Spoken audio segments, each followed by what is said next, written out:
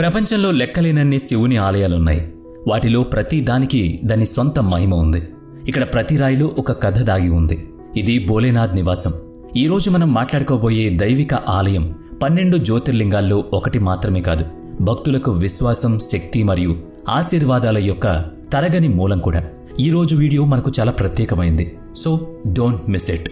శివుని స్వరూపమైన పశుపతికి అంకితం చేయబడిన ఈ హిందూ ఆలయం కాఠ్మండూలోని పాల్లో బాగ్మతి నదికి సమీపంలో ఉంది. ఈ ఆలయాన్ని 1979లో ప్రపంచ వారసత్వ ప్రదేశంగా వర్ణించారు.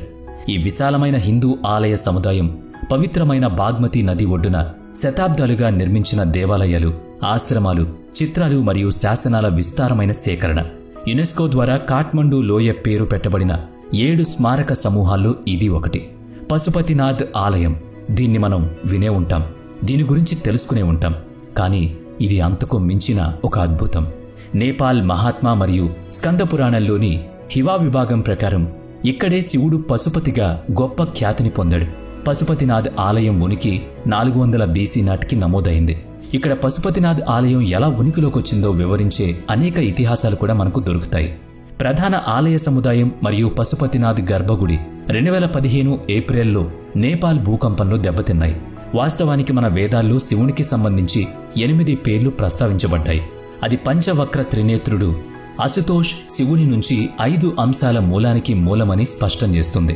శ్రీ పశుపతి పేరు మాత్రమే యజమాన్ విగ్రహం మరియు పూజనీయమైనది, మిగిలినవన్నీ ప్రతీకాత్మమైనవి.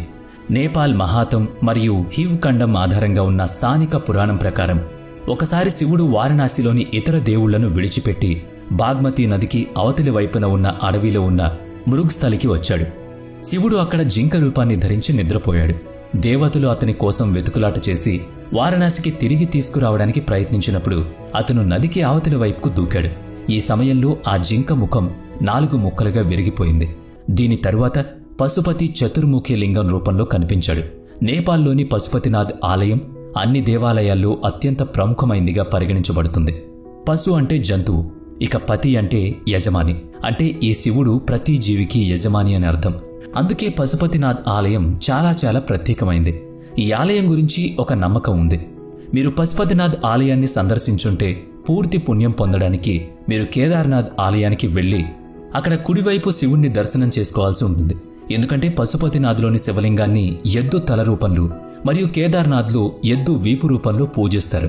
పశుపతినాథ్ ఆలయాన్ని సందర్శించే వ్యక్తి ఏ జన్మలోనూ జంతు జన్మను పొందడని పశుపతినాథ్ ఆలయానికి సంబంధించిన ఒక నమ్మకం ఉంది.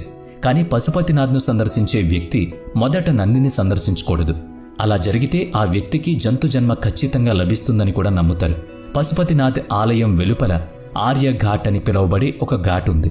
పురాతన కాలం నుంచి ఈ ఘాట్ మాత్రమే నీటిని ఆలయం లోపలికి తీసుకువెళ్తుంది. మరే ఇతర ప్రదేశం నుంచి నీటిని లోపలికి తీసుకువెళ్లకూడదు. పశుపతినాథ్ శివలింగానికి 4 ముఖాలుంటాయి. ఇది ఇనుమును బంగారంగా మార్చగల పరాస్ రాయి లాంటిదని నమ్ముతారు. ఈ ఆలయంలో చాలా కఠినమైన సాంప్రదాయం ఉంది. దీని ప్రకారం పశుపతినాథ్ ఆలయానికి వచ్చే హిందూయేతర సందర్శకులు బాగ్మతి నది అవతలి వైపు నుంచి బయటకు వెళ్ళాలి. అక్కడి నుంచి ఆలయాన్ని చూడ్డానికి అనుమతి ఇవ్వబడుతుంది. నేపాల్లోని ఈ శివుని ఆలయం ప్రపంచవ్యాప్తంగా ప్రసిద్ధి చెందింది.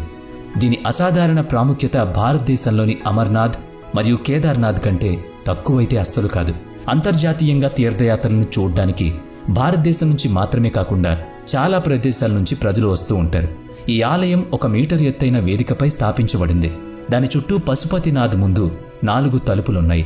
దక్షిణ ద్వారం మీద రాగి పొరపై బంగారు పోతుంటుంది. మిగిలిన 3 వెండి పొరను కలిగి ఉన్నాయి. ఈ ఆలయ నిర్మాణం చతురస్రాకారంలో ఉంది. ఆలయం 2 పైకప్పుల యొక్క 4 మూలాలపై సింహం బొమ్మను అద్భుతమైన చేతి పనులతో చెక్కారు. శివుని తలభాగం ప్రధాన ఆలయంలో ఉంది. దాని వెనుక భాగం కేదార్నాథ్లో ఉంది. ఈ సంఘటన స్కంద పురాణంలో కూడా ప్రస్తావించబడింది. ఆలయంలో ఎక్కువ భాగం చెక్కతో తయారు చేయబడింది. గర్భగుడిలో పంచముఖి శివలింగం విగ్రహం ఉంటుంది. ఇది మరెక్కడా కనిపించదు. ఆలయ సముదాయంలో తూర్పు వైపున ఉన్న గణేశుడి ఆలయంతో సహా అనేక దేవాలయాలున్నాయి. దాని ప్రాంగణానికి దక్షిణం వైపున ఒక ద్వారం ఉంది. దాని వెలుపల 184 శివలింగాలున్నాయి. 1934 తర్వాత మొదటిసారిగా నేపాల్లో ఓ భారీ భూకంపం సంభవించింది. దీనిలో 8,000 మందికి పైగా మరణించారు. 2,000 మందికి పైగా గాయపడ్డారు. భూకంపం యొక్క ప్రకంపనలు చైనా, భారతదేశం, బంగ్లాదేశ్ మరియు పాకిస్తాన్లో కూడా కనిపించాయి.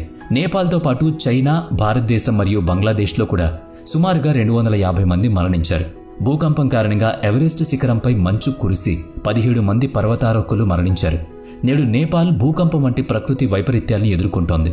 2013లో కూడా ఇలాగే చాలా సంఘటనలు జరిగాయి. దీంతోపాటు ఇక ఈ జ్వాల ఆలయ విషయానికొస్తే ఇది వాతావరణంలో ఒక ప్రత్యేకమైన దైవత్వాన్ని మరియు శాంతిని వ్యాపింపజేస్తుంది.